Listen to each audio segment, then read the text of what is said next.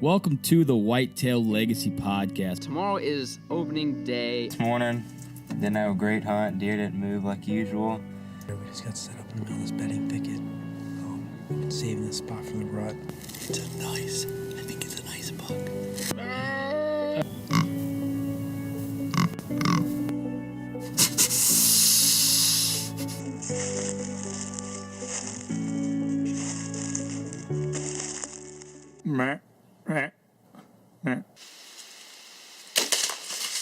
Boom! Hits a 170. That was money. I think he's down right over there. 10 yards.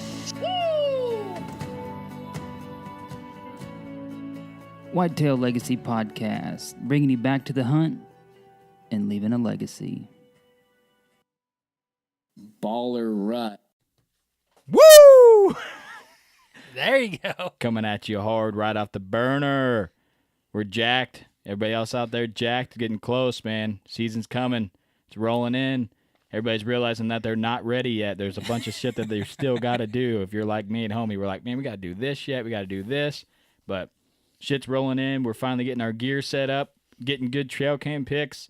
Got a lot of exciting stuff coming up. So we want to just do a me and homie episode, catch you guys up, what's going on in our lives, and let you know how our season's playing out, the preseason's playing out so far. We're going to get right into the people that make this possible. We're going to start with Ingram. You guys are still waiting for that video. I've been on the road a lot working. I'm super excited to do this video for him. It's going to show him in his what? How would you say it? In his world or in his, that's what I'm trying to say. It's going to show him doing his thing and why he does it, and show how passionate it is about him doing it. Season's coming up. Don't forget, check him out. Our video that we are released is going to have his pricing and location on it, so you guys will be able to check that out. Shout out to homie. He ordered us some mic stands. I will no longer have neck pains from doing this podcast because I got the mic like 3 centimeters away from my face right now. I ain't got to bend over. So big shout out for homie on that. Get right into the next one, ECW calls. You guys, we have packaging and everything ready for the Whitetail Legacy Podcast calls, Grunt Tube, or Turkey calls. You can find them on the Facebook page to buy. If you guys want any of those or you want any other ECW call, just reach out to us, send us a message, send us an email, and we'll get that lined out with Jeff. We're going to go up there and make a video with him. It's going to be fun. That's all American-made products, so we're really going to drive that home in the video. Share his veteran history with the call and what makes every one of these calls special. Let's go to the VIP, Veteran Innovative Products.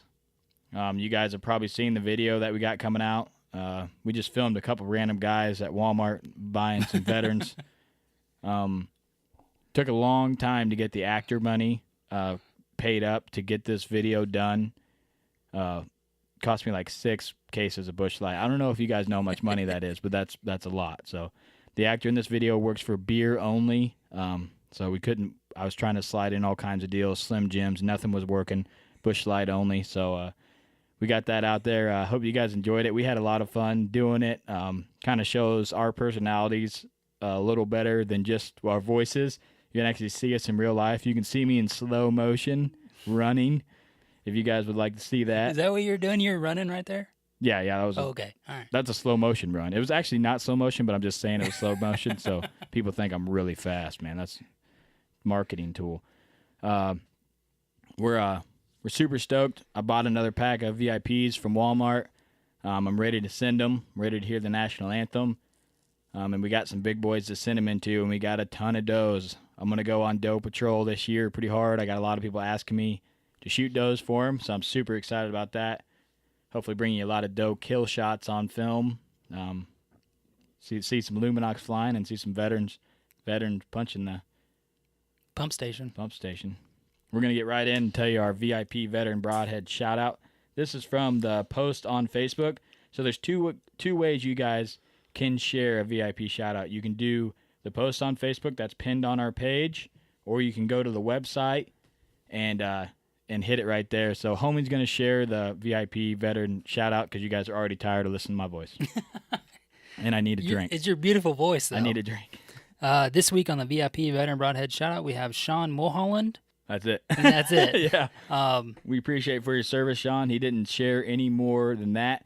If you guys would like to share some information, what department, rank, how long, we like sharing that stuff because it just brings more meaning to the shout out for us. And I like the details, man. I like the story behind the service. So. Did you tell them the second way they can? Did I? No, The website? I don't think so. Oh, okay. Go ahead. Hit them. Okay, so you can also go to whitetaillegacypodcast.com, and we have our own page for the VIP shout out, and you can put in the person's name, and then like Cody said, you can put in the details of their branch, years served, any special missions, any special training, any cool shit that they did. Just hit it right there, and then it just comes automatically to our email, and we get it, and then we'll fit them in when we can. Yeah. We're going to get into our most recent sponsor of the podcast, ScentLock. What do we want to cover in this? You going to cover the bag? Have you covered the bag yet? No, we haven't covered the bag, but we should. Yeah, we just did a live video on our Facebook. We just did it the last time we podcasted. So you guys can check that out. It's pretty sweet. It's huge. Super high quality. This bag is huge. Yeah, I put a 32 axle bow in it and just slides right in, no problem. So, and the quality, the craftsmanship, the handle strength, I throw my gear in and out of the truck a lot, inside, outside. I haul a lot of clothes around in it, so a good strong bag means a lot. You got the option to run in the truck or at home or in your garage, wherever you got to plug in, you can run it. And one thing that's nice about it too is that Oz unit is not just fixed in the bag. Like if you didn't want to buy an Oz 100, you could just run the 500 in your house, Yeah. So it's a multi-purpose Oz unit that can be in your bag or it can be elsewhere too. Yeah, it's nice. That's nice. We run it out here in the studio tonight. We both ate here because we were running a little late trying to get this done. So we both had supper out here. But you guys can use our discount. The discount has changed. They gave us a 20% off discount now for you guys. Just because we love you so much, we put the hustle in on Got That. You can find that on our website, or it's ScentLock 20. I mean, it's a lot easier to remember than the last one. I think that was sign language or some other language. I'm not really sure, but it was a mess. Yep, ScentLock 20 give you 20% off anything that is not already discounted or store special. So with the Oz and the 500, that's $40 off. I mean, that's a huge discount just for listening to the Whitetail Legacy podcast. Right. All right, we're ready to get into the nitty gritty. What do you want to start out with first? I'm super stoked to tell you guys what's going on. I don't think I've ever been more jacked for a season than I have than this one. But I was telling homie, every week we're doing something deer related, or we're talking to someone about deer. There before we started the podcast, there was maybe like a 3-4 month gap where I might shoot my bow, but I wasn't like consistently nonstop talking about deer, reading about deer. Now I'm in part of all these Facebook groups and stuff, and I'm always getting pounded with deer. So it's super cool, and it's just getting me more and more jacked to get ready for this season. So what do you want to start out with? Well, I'm gonna say, I mean, you're all over the board here, trying to get in. One thing that we don't cover a lot on this podcast, but is very important to Cody and I. Man, how's your dad life been? You got the new boy. Yeah, dude. I know you've been on the road a lot working. Yeah. I've been on the road a lot lately. Took a different job. Different position. Different position. Same job, same company, different position. I'm about to switch, hopefully, get back home. But shout out to my wife. She's rock solid. She's been holding it down tight at home. Dad life, dude. I tell you right now, we might lose some listeners for this, but if you are thinking about having kids, or you're on the fence, and I'm not saying to have wait till you're ready, but you got to have kids, man, because there's nothing greater than having kids in my eyes. I never thought I wanted any, and I did, and now it's like I don't know. Before I had kids and podcasted, I don't really know what I did with all my time. I have no idea. So, you took your boy out to the field with us. Yeah. He had a lot of fun, but my boy is about to turn 3 October 4th, 10-4, super easy to remember. 10-4. Yeah, 10-4. So super stoked. He's really getting into it. He understands shoot my bow now. He understands where the deer comes from when we eat it. He's always excited to go run trail cameras or go look for deer. I took him out to the public ground. We picked up trash a couple weeks ago. Just as kind of something that to instill in him the right thing to do. It was picking up trash, but he had the time of his life because, he thought he was really doing something. And I tried to explain to him why we're doing it, and what it's benefiting. And it seemed like he understood, but he was just... By your post, man, it looked like he had a badass time. Yeah, he was having a really good time. Took the dogs, had the other boy and the 3-month-old in the truck. He didn't pick up much, but he was there for moral support. So let's talk about Aiden. How's he doing? Man, he really loved getting out there at the new piece, and that was his first time getting up close on the trail cam. He was fingering it. Right, He was like, what does this thing do? I was trying to tell him, hey, man, this is what gets all the pictures that we look at, and he just loves looking at trail cam pics. I mean, he was, 5 months old, and I'm bringing home trail cam pics, and we're going through them, and I know even last year I'd bring home some pics, and, he's a year and 5 months old at this point, and we'd give him a bath, and we're trying to put his clothes on, his lotion, get him ready for bed and everything, and sometimes that always just don't jive. It's not a simple process. So what do? Pull out the trail cam pics. Just give him the phone, give him the phone, and let him just scroll through. Dude's an angel at that point. Nice.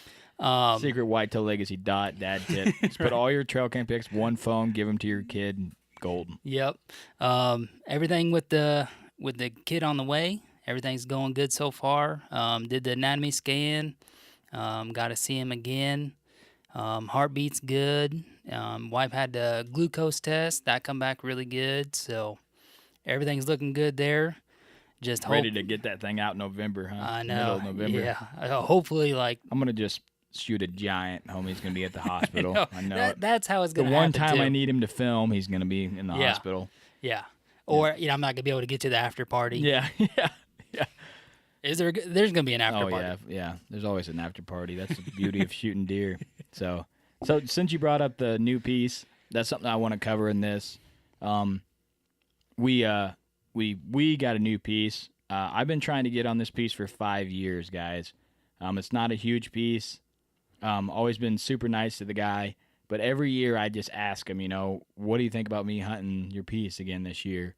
And finally this year, I broke the seal with him a little bit, And one tip I will tell you was I Facebook messaged the guy first, because I didn't want to be full on, right up in his face. And he responded, and he just didn't know me, And then the second year he kind of knew me, and then I got his number. Oh, so the first year you just messaged him. just okay, I messaged thought him. you were talking this year. No. Okay. First year. Yeah, first year I just messaged him. Second year. What'd you say? I just said, hey, I know you own this piece. I got the Hunt Stand app. I used it to find the piece, and then I basically Googled his name to find out who he was, and then Facebook searched him, attached the name to the Facebook location. Right. I messaged him. I said, hey, is this your piece? Kind of gave him the location, and he said yes. And I asked him, I said, I'd really be interested in hunting that piece, and then I went into it. And he didn't say no, but he'd never said yes, you know what I mean? So then the second year, I Facebook messaged again, and then he sent me his cell phone number. I was like, okay, and then I just texted him and didn't get a yes or no.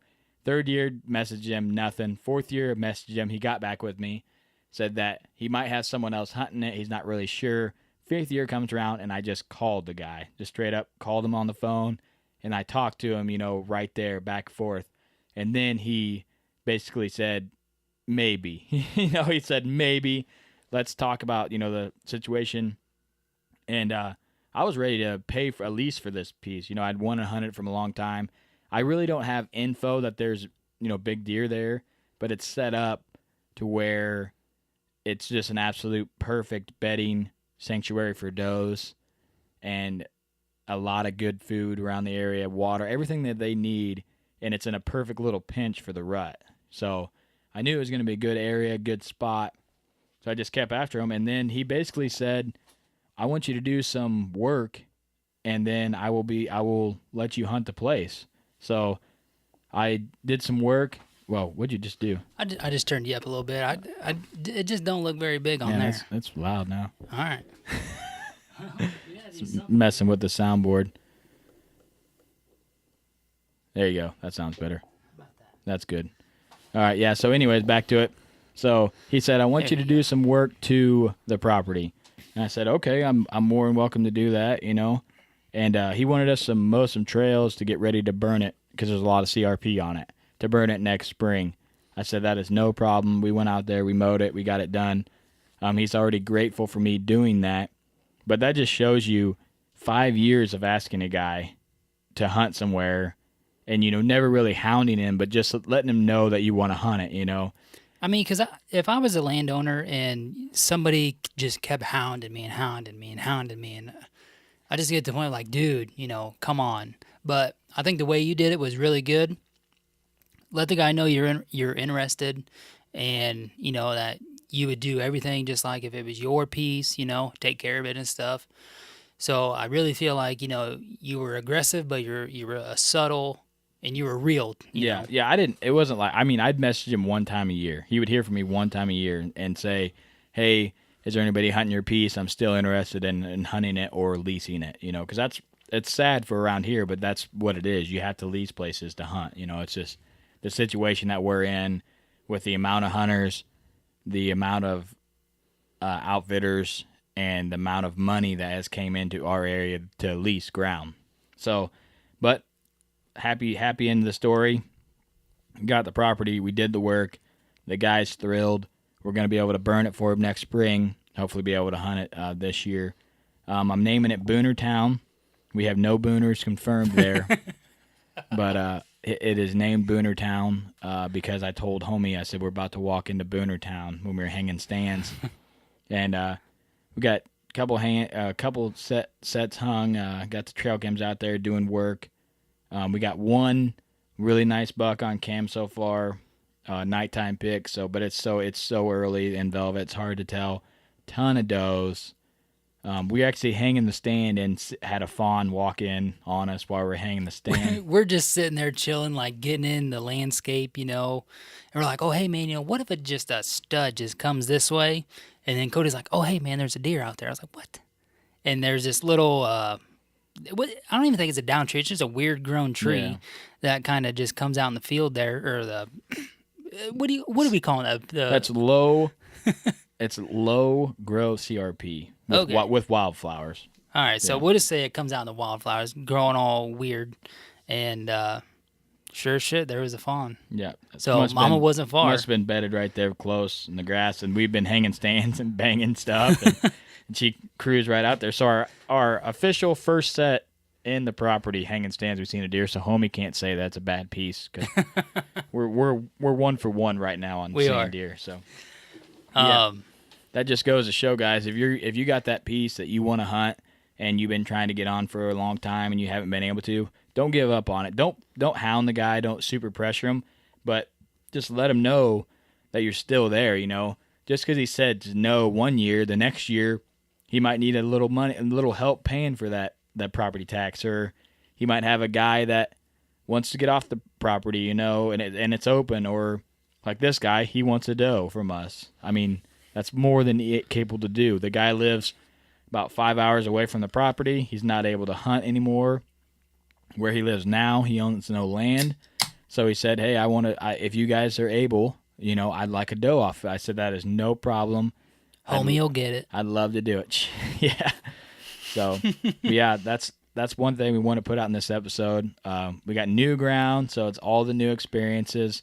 We're going to put a food plot on it next year. Yeah, I was going to say, I want to cover that. You know, next year he wants us to burn the grass on just basically a quarter of the piece. Does he own that cornfield? Yes. He does? Yeah. Okay. The piece, the guy is really, he loves pheasant habitat, so it's a lot of draws, creek bottoms, and CRP. He planted a ton of wildflowers, butterflies everywhere, birds everywhere, great deer habitat. and he wants us to basically make it better for the animals. There's a lot of brush growing up in this one part of the CRP, so he wants us to burn that. And then you can go ahead. Go ahead. What were you saying? About the food plot? He wants us to burn it. And then one of his stipulations for us to be able to hunt it is, like Cody's already said, mow it this year, burn it in the spring, and then we have to put in a food plot. So I told Cody, I said, this guy wants us to hunt his place, burn off the CRP, and put in a food plot, which if we would have asked him to do anyway, but that's like one of his stipulations. I'm like, dude, like this is awesome. Yeah, the guy is really big on improving habitat for all animals, from pheasants to deer.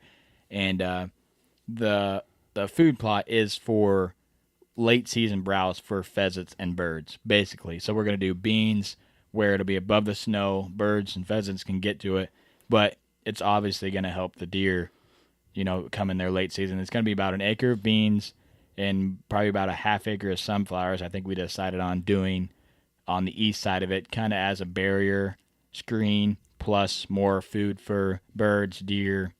That's one thing I will say. I hunt some public ground that plants sunflowers. Never thought them as a food plot.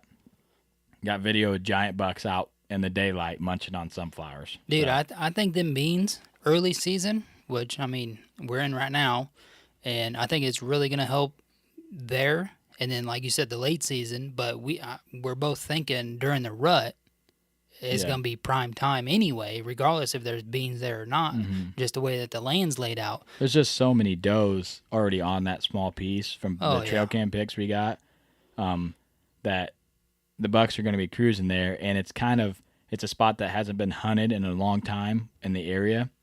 So the bucks, in my mind, are going to grow that way anyways from pressure. And then the big deer know where those doe family groups are. And if there's a doe family group there that's not leaving, that's got no pressure, for multiple years, got food, cover, water, everything they need, they're going to chill there.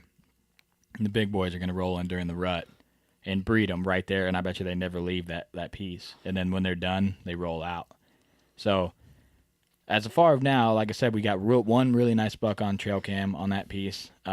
But in our mind, this is our first year, so we hung a lot of perimeter stands we hung one right up in the stuff. Yeah, dude, I'm pumped about that one. We hung one right up. There's 25 tree scrapes, bunch of ground scrapes right there. It's really tore up in that area. There's like a perfect scrape tree out in the middle of the CRP field that they're using. People plant scrape trees, and this is like 20-yard shot, perfect broadside scrape tree already out there for us. So there's scrapes there from last year. So we're definitely pumped about that. We got the one nice buck, a bunch of small scrap bucks, bunch of does, fawns. But like the beauty of brand new property is you get to learn it and you get to hunt it, and we haven't even touched the west side at all. No. And one thing about it is, hasn't even been hunted in 4 or 5 years. Yeah. 5 years, I think. 4 or 5 years. No. Not even. Is anybody on the immediate south to that? I'm not sure if there's someone on that piece or not, but I've never seen anybody there because never seen anybody or any trucks. Yeah, this is about 1.25 miles from my other piece as the crow flies, and so I drive past it a lot going to my piece, and I'm always just checking out what's going on, seeing if there's any hunters out, looking for orange in trees, and stuff, looking for trucks, kind of scope it out.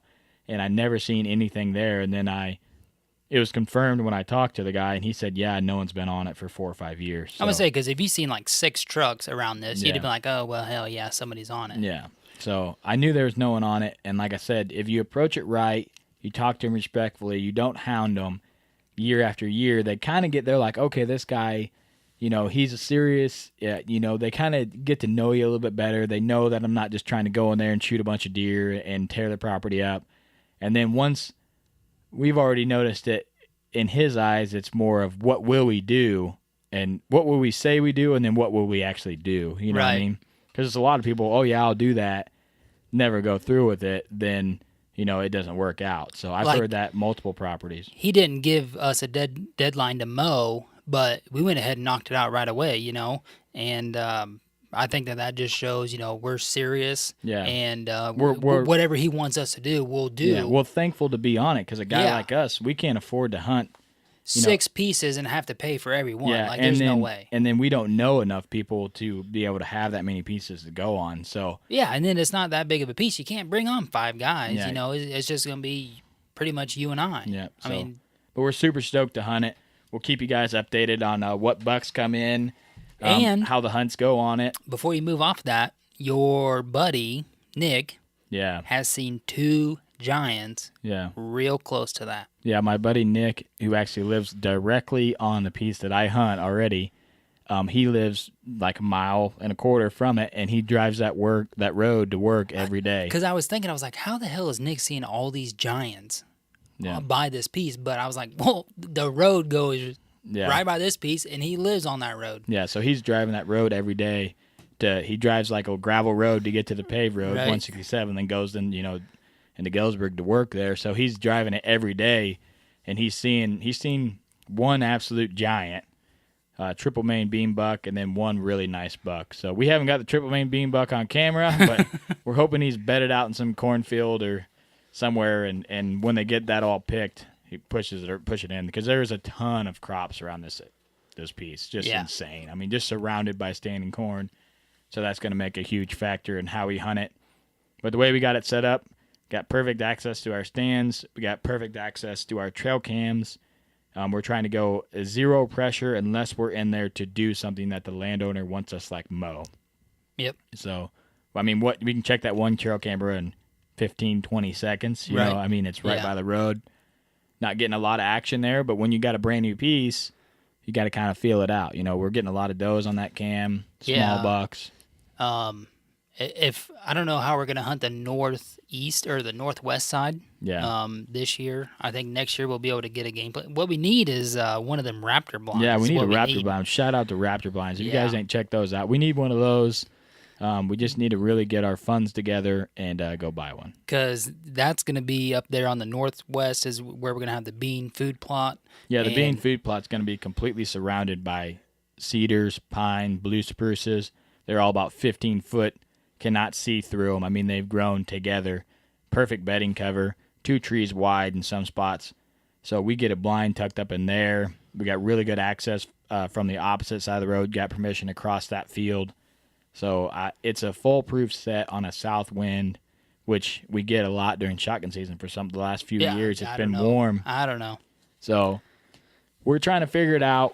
We're not big blind hunters. No, like I was talking with but James, just like I just hate the when we shit out talk, of when we that. talk to Craig, man, I mean, he hunts. He shot a doe last year. He hunts a lot out of blinds, Yeah, yeah. So I mean, he's been successful too, and he missed that big buck, So I mean, how do you feel in a blind is what I want to know. I don't know. It's just I feel like I've shot does out of them. Yeah, you and shot one turkeys. last year, yeah. and turkeys. I feel way less secure than a tree stand, but maybe that's just because that's what we hunt. We're not used to by ground secure. blinds. What do you mean, like? Like I feel like I'm more hidden for some reason, even though I'm Oh. wide out in the open. I feel like I'm like not eye level with them. I feel like when I'm in a ground blind, no matter if I got the back blacked out and it's brushed in, I feel like they're looking right at me. Oh, You know okay, what I mean? okay. And like I said, I've been successful out of them, so it shouldn't be a problem to do ground blind hunting. And it might be something that we try because we got really good tripods. I think that's gonna be the only option over there. Yeah, unless we can get a ladder stand up in a cedar tree, which Yeah. he said there is some trees big enough to do that in. You cut out 4 or 5 branches on one cedar, you're still gonna have the other cedars Yeah. blocking you. I mean, brushing you in. You Yeah. know.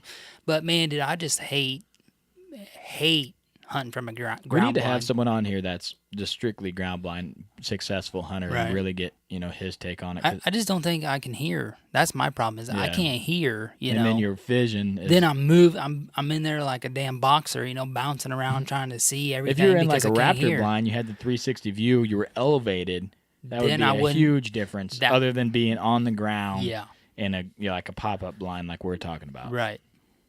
So, all right. So we beat you to death on this property. Boonertown. Yeah, Boonertown. Dude, when we got the Exodus on there, it's named Boonertown. The Yeah. cam is. I'm telling you, when I get a 4-point on there, I'm sharing it. Sharing it with Boonertown, and it's a 4-point. Oh, yeah. So we're jacked about it if you can't tell. It's always really fun to get a new piece and explore it. That's what hunting is. It's making the memories and trying to beat these deer. And then, like on my piece, I don't have them figured out, but I got a good idea. This piece, I have no clue. That's like my piece. Like, I don't know exactly what they're doing, but I got a really good idea. You know, I made the move last year. Now I think I'm set up sweet. Yeah, So, this piece is just I don't really know. We're just shooting from the hip. We're like, man, They dude, this looks good. They can literally bed anywhere in 40, like just anywhere. They can just lay down in bed because it's nipple tall grass right now. So, all right, let's talk about the other piece, the lease. Mr. Freeze is back, everybody. Yeah, that was an awkward silence. There's supposed to be a quiet, like golf clap applause in the back. Mr. Freeze is back. The buck I chased all last year. Got sheds off of him. Chased him the year before that. He is officially back, and he's right where I thought he was going to be. He is trail cam picks within 100 yards where he lost his sheds. It's just insane. He's on the complete opposite side of where he was early season last year, but the beans switched. So I played it. Ooh, okay. The beans switched, corn beans. I remember you saying that. So I was like, I'm going to run cameras hard on the south side. Boom. Got him. Pinned him. I'm like, okay, he was here on the beans the last 2 years. He's going to be on the beans this year. Boom. He was there. So and you got his sheds at the south end, too. Got the sheds on the south end. I think that is because it's really good, no pressure, high bedding with a pond. So they had really good water. Really thick. No one really bugs him there. So I think he was there late season, bedded. A lot of food, hidden field.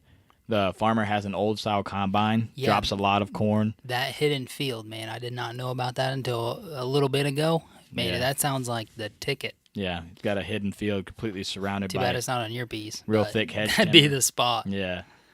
But he's back. Got multiple trail cam pics of him. Actually just went and pulled, not next to his trail cam, went and pulled a trail camera, dead. I had no clue. Batteries were good. It must have just been smoked. I don't know. I'm going to try to put different batteries in it and try it. Little over 2 week soak. Nothing. Got no intel at all. So I don't know. They should be getting close to full growth by now when we're recording this. So I was really hoping to get some pics of him, full time length. He's got crazy mass. He's still 16 points. Got a lot going on. Got the inside kicker still. Got triple brow. I mean, he's got a lot going on. I mean, and I think he might score less than he did last year. I haven't got a full time length view of him yet. Until you see him full grown or hard horn. Yeah. I mean. But I'm super jacked. But he wasn't real tall last year, though. No. He's just massy and lot of points, kickers, and all kinds of stuff. Last year, I scored his sheds at 174.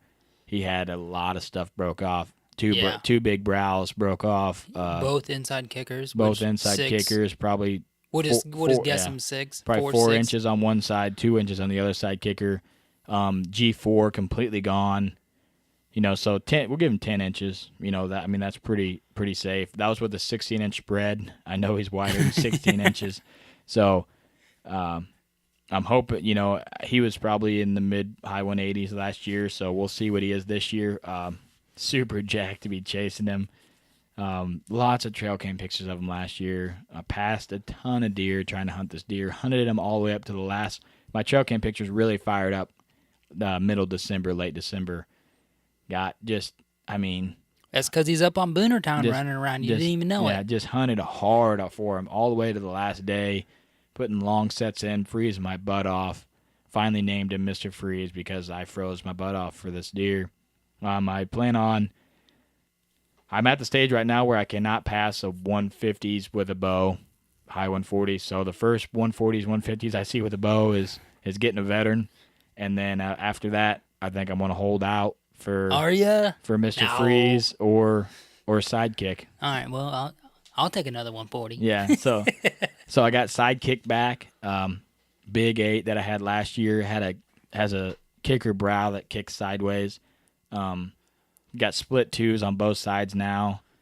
Got 2 big kickers on the base now. So he's got the big heavy brow plus the 2 Bryce 6-inch kickers. Is this the one, the big mainframe 8 tall that you had? Yeah. Okay, so I'm almost certain it is. I think so too. I haven't got any other big clean 8s like that. No. So I'm almost certain. And that was is. Velvet last year, the Yeah. one, the picture I'm talking about. Yeah. Okay. We actually messed up on this deer. I had a buddy that was getting out of the stand. You, not yeah, me. Yeah, well, yeah. I had a buddy that was getting out of the stand at like 1 p.m, super windy day, and the buck ended up coming in on us, and his bow was on the ground. I had already shot the buck I shot early last year, so I wanted him to shoot a deer. So I'm trying to pull the bow up, and we end up spooking the deer. But he ended up living, and it was kind of a good thing because now he put on a lot this year. Yeah. I mean, he's a really big deer, a lot of potential. Matching split twos. Got some junk off the left brow. Yeah, bunch of heavy mass all the way out. Really good time length. Just a really stellar 8 with split twos. I don't know what he'll score just because I have no sheds or something. Right. And trail cam pictures can be variant, but And very that, nice the deer. angle that he's going in the picture is weird. I mean, it's a nice pic, but it's just hard to tell, Yeah, he's walking away. They look wider when they walk away. Yeah. But yeah, he's got really good main beam length. So got those 2 bucks, and then I think it might be the 10 that I passed last year that was in the 130s, a bunch. Not certain on it. Need to get some more picks on him. I call him the runner-up 10. I got a pic of him. He kind of had a crooked brow. This one kind of has a crooked brow. I got a pic of him walking away in a bean field. If it's him, he put on 20 inches of tine length. So, dude, Duncan is gonna smoke you for saying that. yeah. So pass it at 130, 10. Yeah, I mean, I know it's just I got video of it. It's just when you're hunting a big deer like Mr. Freeze and you got trail cam pictures of him early, then you're like, okay, this is just a summer buck. He's gonna go, and then you get him during the rut, and you're like, okay, I got a shot. Then you're just pounding him late season, and it's right on that edge of right before, right after dark. So you're like, all right, he is close. I just got to figure out where exactly he is. And I bet you that deer was, when I finally put all the pieces together, moved my cam late season, after season, got pictures of him then, I think that I was probably 300 or 400 yards from that deer multiple times. Thought he was coming from the opposite direction that he was. The wind was still good for me. But if I'd have been hunting another stand, I think I would have had a lot better chance. Well, see, the thing that sucks is, you make a move to, move in on him, but he's got, 3, 4, 5, 6 beds around the area. So he's moving too, you're moving, and you're just constantly missing each other, Yeah, I hunted that stand. I hunted it like too much almost late season, but I was getting the trail cam pics really close to there. This was a perfect access stand, kind of perimeter stand. It was kind of a Hail Mary. I did end up seeing a couple nice bucks late season out of it. Seen one button buck about 95 times.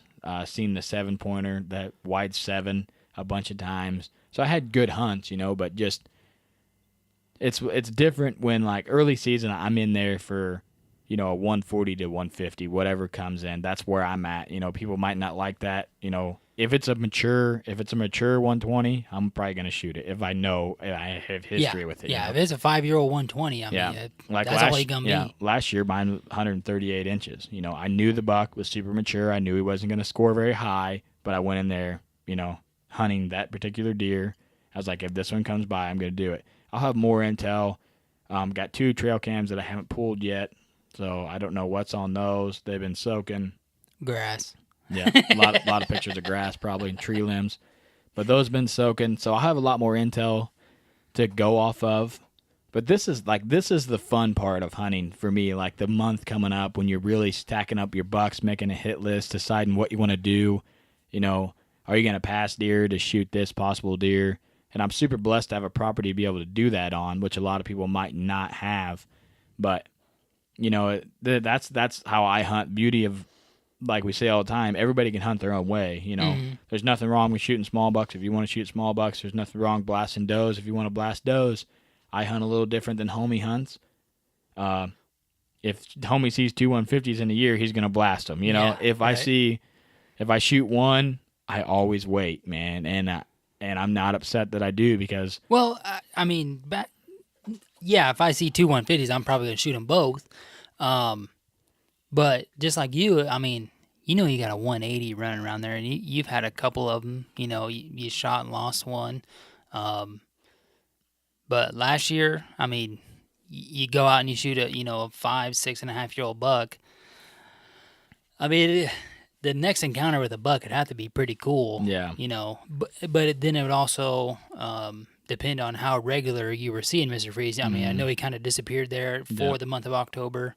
Man, my heart would have to get pumping, especially just going through the whole thing, getting a buck down. I'll tell you what's really funny about that is, so I hunted October, shot my buck October 15th in the evening. Then I kind of went through that phase, like I got a buck down, gonna just relax, stay off my property, hunt some public, see what happens until the rut comes. Then I want to really go in. So I went in, hunted really hard. Hunted a lot of all-day sits, bouncing stands, hunted public all day, hunted my piece all day, really trying to get in on a couple bucks on public and Mr. Freeze on my piece. That was my main, my main target buck. And it was November 27th. I remember climbing in the tree, and that was shotgun season, right? No. December 3rd was shotgun. Okay. First weekend of December. When was the first shotgun? November 18th. November 18th. So it must have been November 18th. So at this point, I've been hunting really hard, from late October to the middle of November, and I was almost getting burnt, a little bit. Like, man, okay, where's this buck at? I haven't had a trail cam picture for a month, And then my buddy goes and sets on the north set, which is the best stand. It's the second best stand compared to the one I hung last year in my eyes, but it's an awesome set. And I'm hunting kind of in the center of the timber where the last picture I got of Mr. Freeze is, from a month and a half ago. So I'm just basically, throwing a whim. I can shoot a long ways here, see a long ways. So he messaged me, and he sends me a picture of a buck coming through the grass. He pulled a trail camera card, went through his phone like you do, and then sent it to me. And I was like, oh, that's Mr. Freeze. And he didn't really dawn on, that was that buck, but it was. And he was there the day before coming through that grass. So I was like, all right, he's here. And then right when that happened, my drive went through the roof. Right. I'm like, all right, he's back. I have a chance at him. But that time period when he was gone, after I shot that buck, it went downhill. That's something I can't do this year. I got to keep pumped, keep going, really keep after it, because I believe what you put in is what you get out. The more time you set on stand, the more effort you put in, the more homework you do, is all going to relate to whether you might not shoot the buck because of that, but you might get to encounter the buck. And getting an encounter, it would be major for me, because this is a buck that I've not seen on the hoof yet. Right. And hunting for 2 seasons, as much time as I spend hunting, running trail cameras, just doing everything, hunting it right. I'm not spooking the deer off. He's still there. But I think it's the limited amount of property that I have to hunt is what is making it to where he's only on there just glimpses, and you just got to catch one of those glimpses more times on stand, hunting correct winds at the right time, not over hunting stands. You just got to be there, and that's what I try to do. Sometimes I might over hunt stuff, but I try to give it, as long as break as I can. Right. But, yeah. I would say, that's all you can do is, we can't hunt every day, like we want to, but we can't hunt on the day it's going to be a perfect cold front. Yeah. We got jobs and we got to do what we got to do. So I told this scenario to homie. So sidekicks, no joke. I'd guess him in the 160s, as an 8 with splits, and that's gross, clean off the board. Nets are for fish, is what I say. Yep. So, say I shoot a nice mature, 130s, 140s bucks, and here comes sidekick. Do you pass him for Mr. Freeze, or do you take sidekick? So you shoot a different 140, 150? Yeah, you just shoot a random here one. Comes here sidekick? Comes sidekick. Well, yeah, because the listeners don't know this is 90% the last year I get to hunt this piece because she's selling it. Right. So say last piece you get to hunt last time you get to hunt Mr. Freeze first season. So that's why it means so much to me. This is the buck that I want, I got the history with. Okay, and here comes Sidekick just cruising in 15 yards broadside. Yeah, well, you just hope your podcast co-host is with you. And, I mean, if you want to shoot Sidekick, and then, I guess I got free reign on Mr. Freeze. No, Yeah. man. It's a tough decision to know what. If I went back to my are we calling it my stand? Yeah, Okay. Yeah. So if I went back to my stand, dude, and if I shot Mr. Freeze, I'd be so jacked, dude. No, I'd be freaking pumped. I would feel terrible. I would, dude. That's not. That's not how I hunt. I know, but dude, man, I hung that stand. I didn't. I beat that deer. I hung that stand. I just let you hunt it. I put the homework in. I hung the stand. I trimmed the shooting lanes with you. I figured out the property. If that buck walked past that spot, I harvest that deer just as much as you harvest deer. I just didn't take the shot. I hope you're there to get it on film because it might not be on film as jacked up as I want to be. Yeah. I mean, it's just an awesome. So I don't know how if one of us shoots that deer, we had to send the jaw in because he just looks old, man. Yeah, this looks worn down. When his belly, like in the trail cam pic, his belly is so damn big, and he's got his summer coat on. Like that is the thing. Like you see a buck and you're just like, oh yeah, when it's got its winter coat and he's hard horned, it's middle of November, you can pretty much tell how old he is. I mean, you're pretty close. But one thing that throws people off is they get that summer coat on and they look all clean. You can see more of the features. Yeah. They I mean, really it built can up be the hard. muscle. It can be hard, I mean, his brisket's sagging. Got a swayed. It's already back. sagging. Yeah, got a swayed back. Got the big belly. That picture was from July. Got the mat. I mean, just insane mat. I mean, he's got to have 7-8 inch bases. I mean, just giant. So yeah, big. We've been beating you to death about Mr. Freeze, but I mean, he's one to get beat to death with. Yeah, I mean, we're just you can't tell how jacked we are about season. I mean, we just spent 40 minutes of our life talking to each other, but you guys are just basically listening. That's what's going on. So,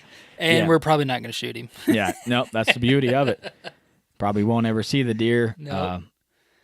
Like I say a lot, I hope the juries come out in this buck when they say, they get old, they get more daylight.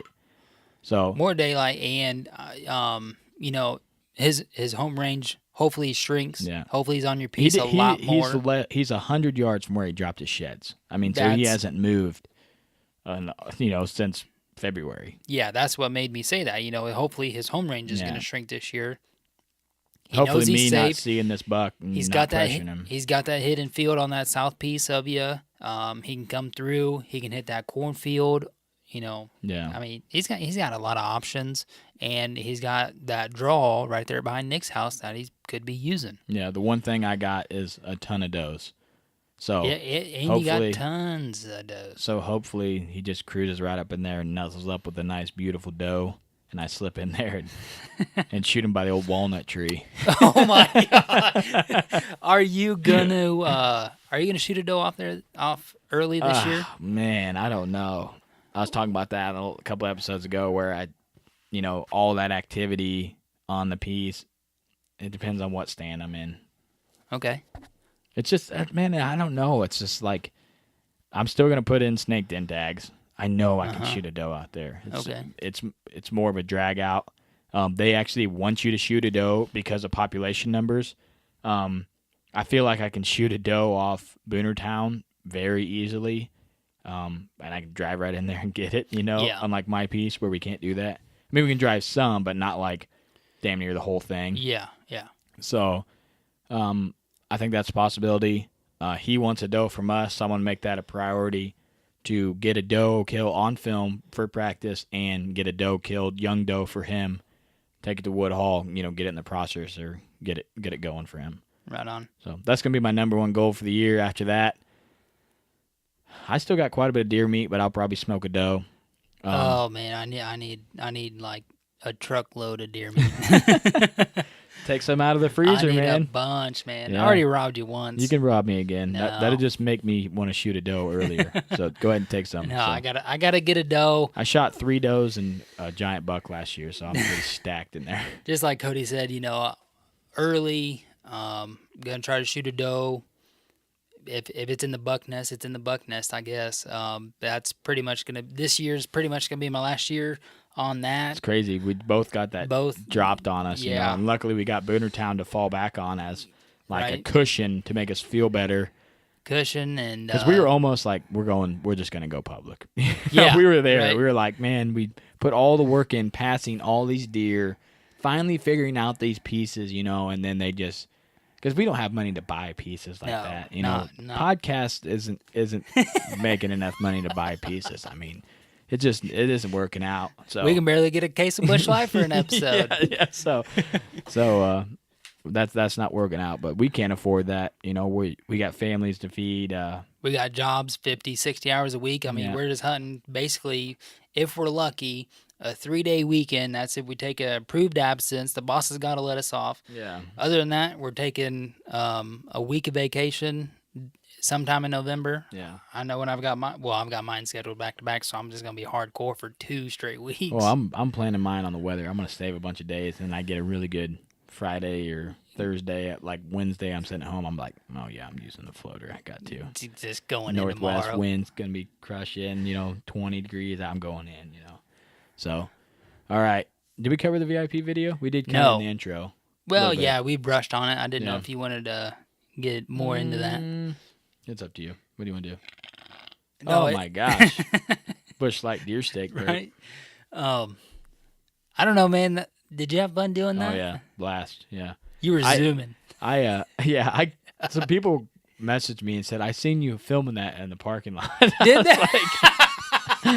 Like, yeah, did you see that Olympic marathon I ran? Oh, my gosh. So, yeah, we got kicked out during the filming of that. Luckily, we had already done everything we needed to inside the store. And then one of the outtakes is I'm getting ready to get down and get the broadhead. Dude working comes around the corner. I'm just like, what's up, man? We tried to make sure there's no faces and stuff for privacy policy and license plates or anything like that. But we tried to show our funny side and the spirit of the veteran and how that business is ran. Both the owners love the video. That's their personality. They love to have a good time. That's what the video is about. It's about showcasing a badass broadhead, where you can find it, and how fun it is just to hunt and be part of something and just be silly and fun. So Yep. let's talk about this bet. Homie's got me motivated, guys. Oh, well, yeah. I've got 2 bets. You've only got 1. Oh, you got 2. Oh, yeah, you got 2 bets. Yeah, I got 2 bets. Cameraman got a bet on you. Yep. That should have been a 2-hundo. So, you want to go into the bet? Well, yeah, homie's still like, I'm going to start working out. I'm going to lose 15 pounds before season. I was like, bullshit, whatever. But I was like, okay, so we'll go into it. We'll both start exercising. I hit it hard last week. The beers are cutting into my count tonight, though. So, but it's the person who loses the most weight by opening day has to film the other one the full first weekend of season. So whether you're doe hunting or going in after big buck, you got pattern. The other one, if he's got a big deer pattern, you just got to hang the bow up because the other one's going in after him. So that's the bet. Homie thinks he's got it by a landslide. So here's my backstory. 3 years ago, I lost 50 pounds, and I've always been kind of a smaller guy, and I kind of got up there. And, I just hit that point to where I looked in the mirror and was like, wow, dude, you got to do something. So I just started working out. I started losing weight. I did a shit ton of research on, what diet to do. So I'm kind of doing my own diet, but if I was to relate it to something, I would say it's pretty close to the keto. I do a little bit higher protein and a little less fat than the keto. Just the main thing that I say is watch your portion, count every calorie you eat. You should have no liquid calories. And Besides beer, yeah, that's the only liquid calories you should have. And work out. A great tool that I found was I got a Fitbit, and I felt like that worked really good. Whether it's accurate or not, it'll give you a number, and then you can just use that number over a 2-week period and track your number on your Fitbit plus your weight, and just kind of use it as the guideline. Secret tip: not running the air conditioner out here, just sweating it out.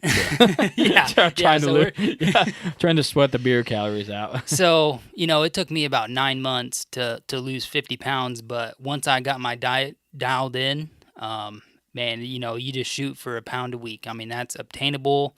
And one thing with the diet that I'm doing, I'm still eating all the foods that I like. I'm not cutting out anything. I've never been a really sweet guy. I never really drank a lot of pop or anything.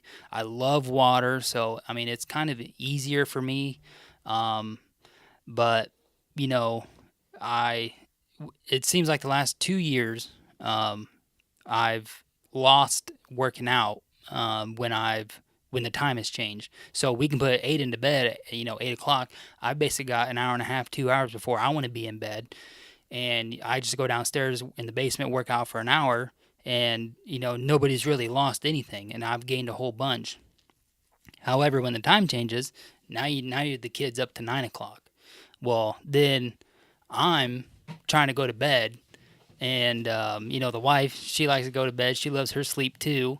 So we're both trying to be at bed, 9:30. She's usually in bed by 9 o'clock. But I'll go to bed with her, the same time, and I'll just be on my phone for an hour pretty much. And then I'm just trying to live the summer to its fullest too, because you only get so many summer times, Yeah. So I don't try to limit myself during the summer. I told myself this summer I was just going to be happy at 185.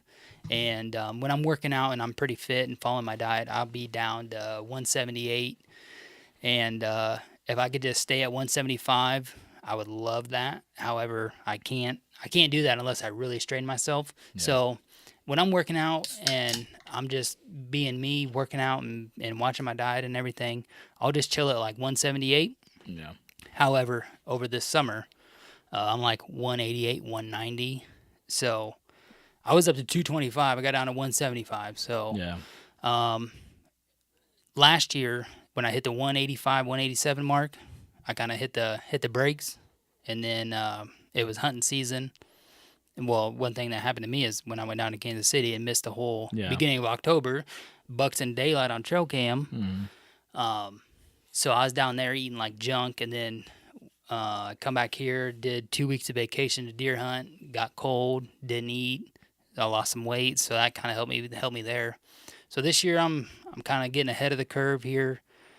Started working out beginning of August, and I know Cody's been trying to lose some weight. He's been kind of maintaining here, trying some things here and there. So I finally got his ass in gear and put a bet on it. Yeah.